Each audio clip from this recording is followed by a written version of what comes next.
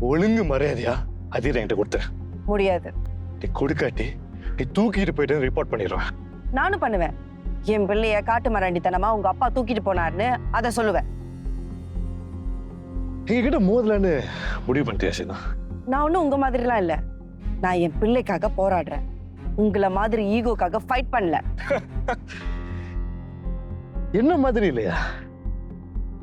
என்ன புராண கதையில வர அம்மா நடிச்சிட்டே அவனே? நோ, நீயும் என்ன மாதிரிதான். எனக்கு ஈகோரா? உனக்கும் ஈகோ தான். எனக்கு ஒரு அஃபேர் இருக்கு, உனக்கும் ஒரு அஃபேர் இருக்கு.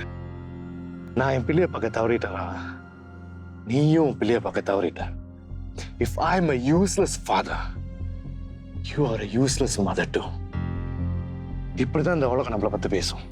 ஆனா போலீஸ் ஸ்டேஷன்ல அதிர என்னதான பேரண்டா சூஸ் பண்ணா?